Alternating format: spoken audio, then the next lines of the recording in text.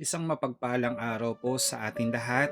Ating pagnilayan po ang mabuting balita ayon kay San Juan. Mga kapatid, isang mapagpalang pagdiriwang ng kapistahan ng banal na awa ng Diyos sa inyong lahat. Ngayong araw, ang mga pagbasa ay tila isang matamis na paanyaya mula sa ating Panginoong Hesus. Sa ating ebanghelyo, nakita natin ang mga alagad na nakakulong sa takot. Nakalak ang mga pinto. Bakit?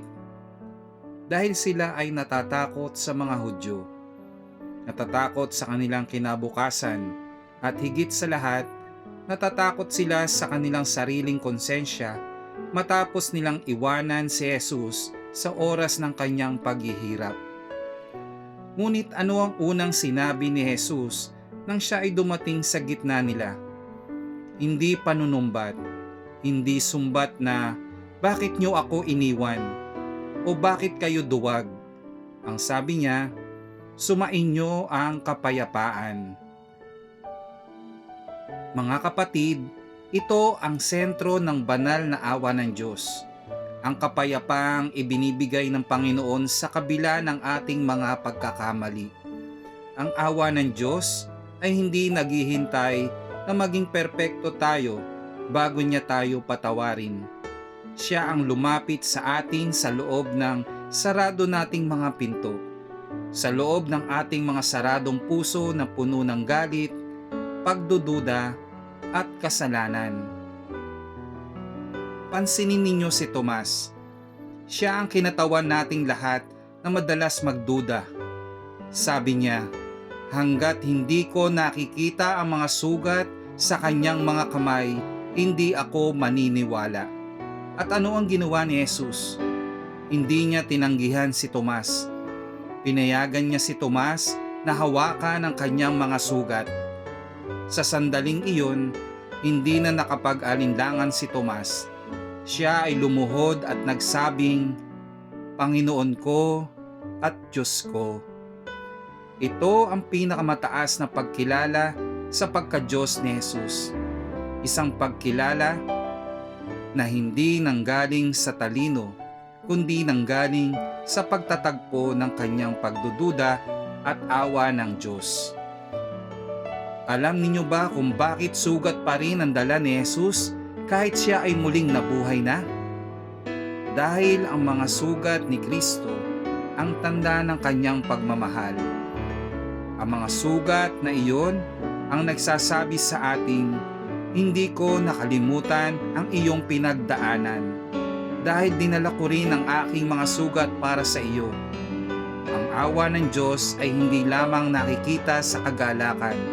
Ito ay matatagpuan din sa ating mga hapdi at sugat. Ngayong kapistahan ng banal na awa, inaanyayahan tayo ng Panginoon sa dalawang bagay. Una, magtiwala. Huwag nating hayaang manalo ang ating pagdududa. Kahit gaano kadilim ang iyong pinagdaraanan, tandaan mo, Jesus, I trust in you. Ang iyong awa ay mas malaki kaysa sa aking mga kasalanan. Pangalawa, maging daluyan ng awa. Dahil tayo ay pinatawad na, dahil tayo ay hinipo na ng kanyang awa, tayo naman ang tinatawag na maging Kristong buhay para sa iba. Ang tunay na deboto ng banal na awa ay hindi lang nagdarasal ng chaplet.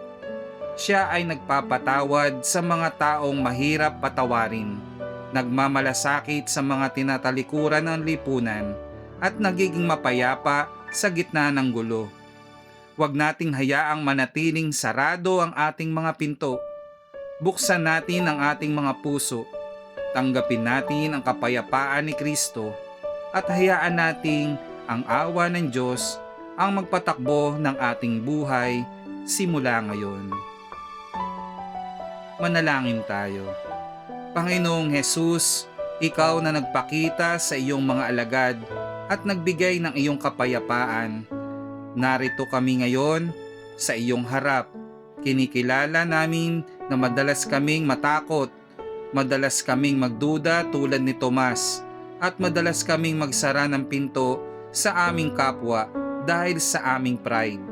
Panginoon, ihulog mo sa amin ang iyong banal na awa. Hayaan mong mahipo namin ang iyong mga sugat ng pag-ibig upang manumbalik ang aming pananampalataya. Gawin mo kaming mas mapagpatawad at mas mapagkalinga. Naway sa bawat paghinga namin, ang aming buhay ay maging isang awit ng pasasalamat sa iyong walang hanggang awa.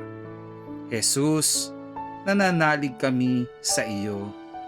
Amen.